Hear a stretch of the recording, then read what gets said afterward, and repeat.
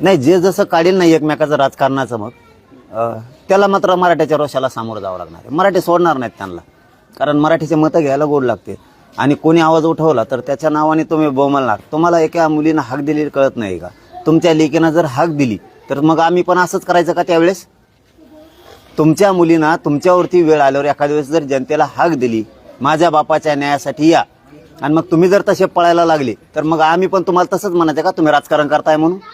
याच्यात राजकारण विरोधी पक्ष असू द्या किंवा महायुती असू द्या, नाही ते महाविकास आघाडी असू द्या, यांनी राजकारण करू नये.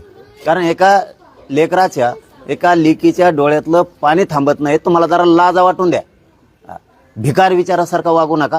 सारखी सत्ता विरोधी दोघं एकमेकाला करत बसू नका. तुमच्या दोघांमुळंच खरे जनतेचे हाल चाललेत, या महायुतीमुळं आणि महाविकास आघाडीमुळे. कुणी आवाज उठवला की यांनी लगेच म्हणायचं ते राजकारण करायले. तुम्हाला एका लेकीच्या डोळ्यातलं पाणी दिसत नाही का? माजुरड्यासारखं बोलत आता उठला सोडला की का आपण तुम्ही एखाद्या वेळेस तरी माणुसकी जिवंत ठेवा ना. तुम्ही मंत्री येतं, तुम्ही विरोधी पक्षात येत काही जण, तुम्ही माणुसकी जिवंत ठेवा आणि सगळेजण सहभागी व्हा ना. तुम्हाला का रोग आला काय? सत्ताधाऱ्याला काय कोणी सहभागी होऊ नको म्हणतं का?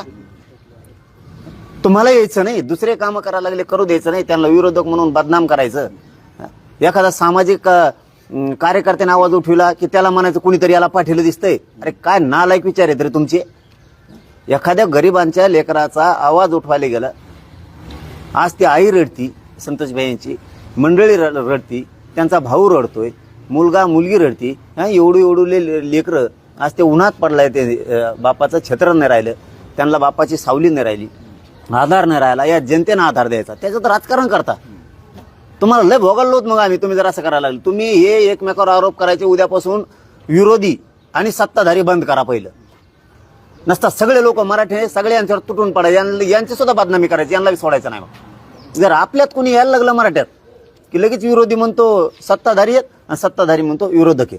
जर मग हे आपल्यात लोक कसे येतील हे जर असं करायला लागले तर आमच्या संतोषभाईचा खून झाला, याचं राजकारण सत्ताधारी विरोधी पक्ष करू नका. सगळेचे सगळे सहभागी व्हा.